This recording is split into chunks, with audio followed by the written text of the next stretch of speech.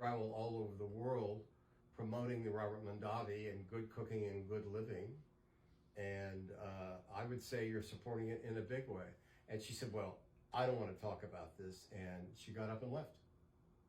Well, in 1974, we started the Great Chefs of France Cooking School in the Napa Valley at a private home property, vineyard, that we rented from a couple from Philadelphia. And they were bankers. They didn't like the Napa Valley, and they rented this house. It was a beautiful Victorian place, and it had 9 bedrooms and baths, and it had a guest house of 2 or 3 bedrooms and baths, and horse stables, and beautiful gardens and pool, and it was set on 10 acres. We were there for 2 or 3 years doing classes, bringing chefs from France, and then one day a woman by the name of Anne Light arrived, and she was interested in taking cooking classes from us, and it turned out it was a front. She wasn't interested in cooking classes at all. She was interested in finding a place for her grandson. He had been kidnapped in Rome, and they had cut off his ear and sent it to his grandfather, who was then the richest man in the world. And he was the oil man. He lived in Great Britain, and his name was J. Paul Getty. She was looking for a place for him to hide from the mafia, hide from the world. I don't know how old he was, 20 or 22 years old.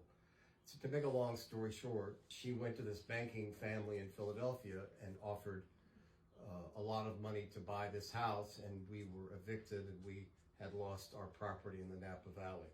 Margaret Beaver, who was not Mrs. Robert Mondavi at that time, she was married to Phil Beaver, a man that I knew. He was a real estate man in the Napa Valley. I think they had 3 kids, and she worked as a tour guide at the Robert Mondavi winery. She told me she made $4 an hour. And of course, she went on to divorce her husband, and Bob Mondavi divorced his wife, and they got together, and I don't know what year it was exactly. Must have been around 1976. Anyway, we took the cooking school to the Robert Mondavi winery.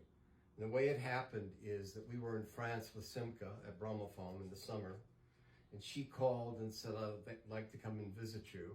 She did. She came to Bromophone. Michael said she wants to talk to me alone. I thought that was a little strange, since we were partners in business and in private life. And she took him up the hill to the water reservoir and put the deal together where we went to the Robert Mondavi winery. I, of course, signed off on the deal and signed the contract along with Joaquin. We were there for 10 years. And after being there for a couple of years, I wanted to say something to Margaret. I wanted to thank her for giving the opportunity to a gay couple like Michael and I, and a lot of gay men that worked for us at the Great Chefs of France at the winery, the opportunity to work, to be creative, to make money, all of that. And I took her to lunch in San Francisco, and I said to her, exactly that. I want to thank you for giving gay men the opportunity to have a place at the table, and for your support of gay people, and specifically of gay men in this case. And she was very insulted. And she said, well, what are you talking about? All these people are gay that work for you? And I said, well, 75% of them are gay men. And she said, she looked at me, I'll never forget it. She said, we don't support homosexuals. I said, well, you're paying Michael and I $225,000 a year. We just appeared in People magazine, an article of 3 pages about us in the cooking school and being at the Robert Mondavi winery.